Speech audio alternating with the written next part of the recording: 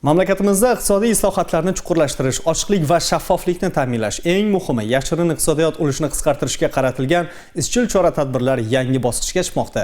Prezidentimizning 2025-yil 10-dekabrda qabul qilingan naqdsiz hisob-kitoblarni ommalashtirish va yashirin iqtisodiyot ulushini qisqartirishga qaratilgan qo'shimcha chora-tadbirlar to'g'risidagi farmoni ana shu maqsadlarga xizmat qilayotgan muhim hujjatlardan biridir.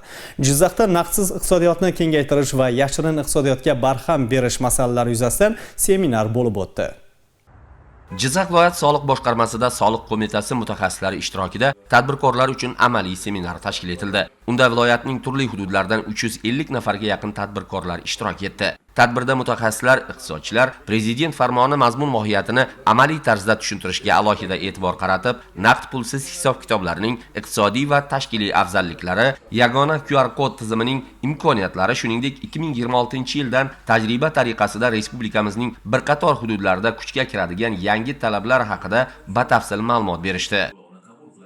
Bu farmon yashirin iqtisodiyot ulushini qisqartirish va naqdsiz hisob-kitoblarni kamaytirishni faqat tadbirkorlarga qiyinchilik tug'dirish nuqtai nazaridan emas, shu farmon orqali tadbirkorlarga yordam berib, ularni qo'llab-quvvatlab, shuni orqasidan yashirin iqtisodiyot ulushini kamaytirish. Tahlillarga ko'ra, naqd pulsiz to'lovlar ulushi oshishi avvalo hisob-kitoblarning aniq va shaffof bo'lishini ta'minlaydi. Bu esa soliq tushumlarining barqaror o'sishi, soya iqtisodiyotining qisqarishi hamda tadbirkorlik faoliyatida adolatli raqobat muhitini shakllantirishga xizmat qiladi. Xususan, yagona QR kod orqali to'lov qilish tizimi tadbirkor uchun qo'shimcha qulaylik bo'lib, xaridor va sotuvchi o'rtasidagi hisob-kitoblarni soddalashtiradi, ortiqcha qog'ozbozlik va inson omilini kamaytiradi.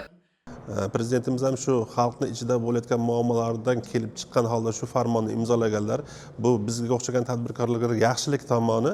Mana bu farmondan keyin endi hamma teng bo'lib, hamma naqd hisob-kitoblarga o'tgandan keyin hammani aylanmasi avtomatik ravishda soliq bazasidan ro'yxatdan o'tadi. Raqamli tizimda o'tgandan keyin hammaga bir xil sharoit yuzaga keladi raqobat bo'lishi uchun. Shuning uchun bu farmon juda vaqtida qabul qilingan deb o'ylayman. Shuni oqibatida bizning davlatimiz rivojlanadi. Biz ham rivojlangan mamlakatlar qatoriga chiqamiz. Mutaxassislar fikricha 2026-yildan savdo-xarid munosabatlarida joriy etiladigan yangi talablar biznes subyektlarini zamonaviy moliyaviy texnologiyalarga moslashishiga undaydi. Bu jarayonda soliq idoralari tomonidan olib borilayotgan targ'ibot, tushuntirish ishlari muhim ahamiyat kasb etib, tadbirkorlarning qonunchilikdagi yangiliklarni to'g'ri anglab, amaliyotda sifatli qo'llashiga xizmat qiladi. Farmonning asosiy maqsadi yashirin iqtisodiyot ulushini 2030-yilga qadar 1,3 barobargacha kamaytirish. Bundan tashqari savdo xizmat ko'rsatish sohasida naqdsiz to'lovlar ulushini 70% ga yetkazish hamda tadbirkorlarga hozirgi kunda joriy etilgan yagona QR kod orqali to'lov tizimini tushuntirish ishlari olib borilmoqda. Bu tushuntirish ishlari hududlarda ham tadbirkorlik subyektlariga tushuntirish ishlari amalga oshirilyapti.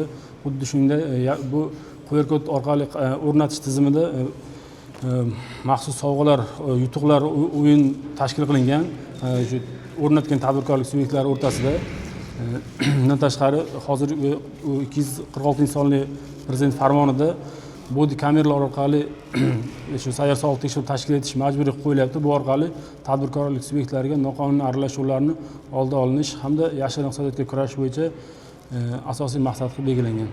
Eng muhimi naqdsiz hisob-kitoblarni ommalashtirish va yashirin iqtisodiyot ulushini qisqartirishga qaratilgan prezident farmoni ijrosidan ko'zlangan asosiy maqsad tadbirkorlikni qo'llab-quvvatlash, biznesni soyadan chiqarishni rag'batlantirish, soliq intizomini mustahkamlash hamda barcha uchun teng, ochiq va ishonchli iqtisodiy muhit yaratishdan iborat. Shu ma'noda tadbir davomida tadbirkorlar o'z faoliyatiga oid savollarga mutaxassislardan aniq va batafsil javob olishdi.